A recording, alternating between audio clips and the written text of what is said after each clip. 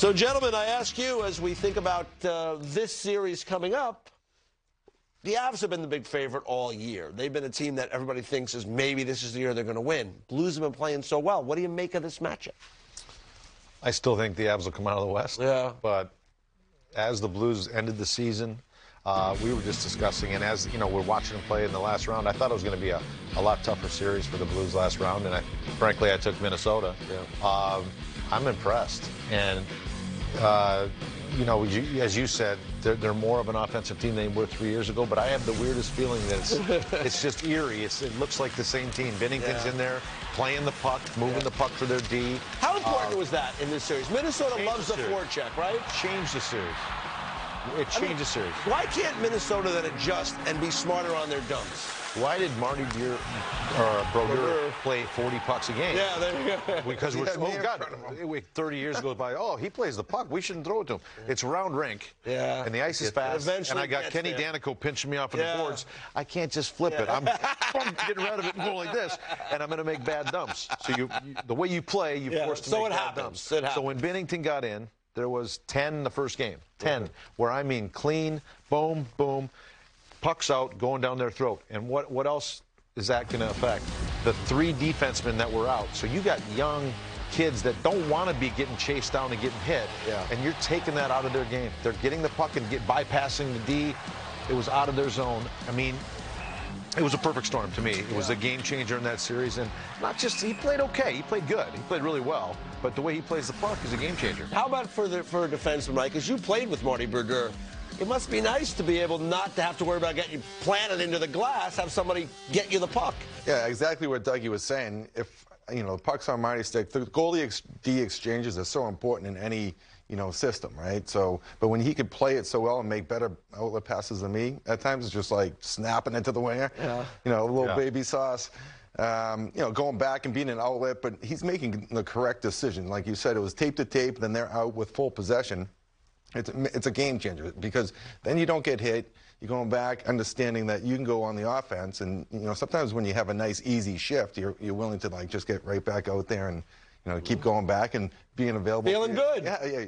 You're not getting run through the board. So every touch, analytically, is like 17 seconds of possession time. Every touch that works. Yeah. So a goalie to D, every goalie touch that works. It's amazing.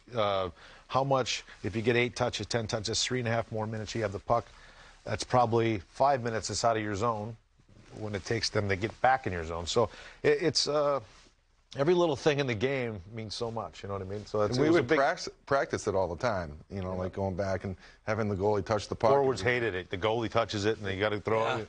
They're like, what are we doing here, ABCs? But the more you do it, it's repetition, But I think what I saw from St. Louis and the veterans too, like Perron and O'Reilly and Tarasenko, all with 5 goals.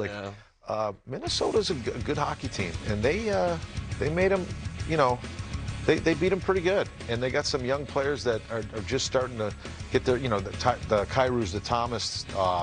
Even Topachenko looked really good. Yeah, big guy. Topachenko. Driving to the net in the game last night. Oh, that beautiful. ended up a goal by was Tyler, forgetting his name. Bozak. Bozak, thank you. See, good teammates. They help you out in these situations. But, you were a coach. Again, I asked you about that before. Craig Berube, in these series, and you played for many years, there's always adjustments.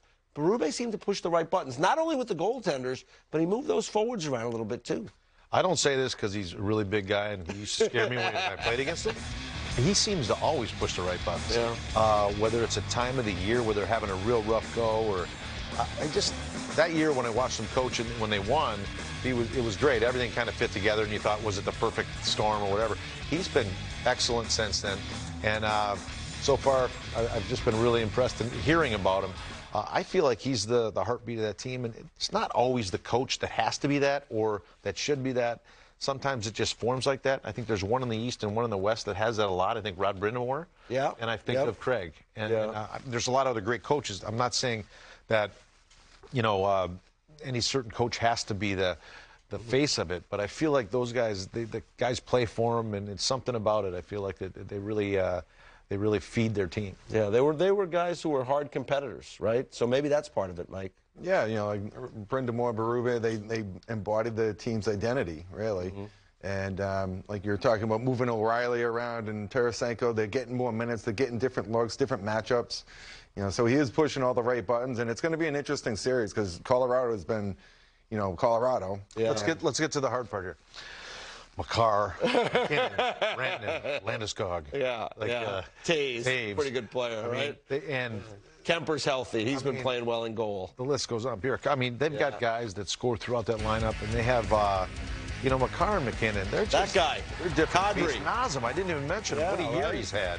Yep. I apologize, Naz. But they're explosive. These two guys, though, that lead their team are two real special players to the point of, you know, top 4 or 5 in the world at what they do. So it's going to be tough series for St. Louis for sure. If Kemper can come and be healthy, and with all we saw, that was a scary play, but it looks like it sounds like he's going to be okay. Yeah. No one's talking too much in these times of the season, but it's going to be a tough out, but I think they can get through it.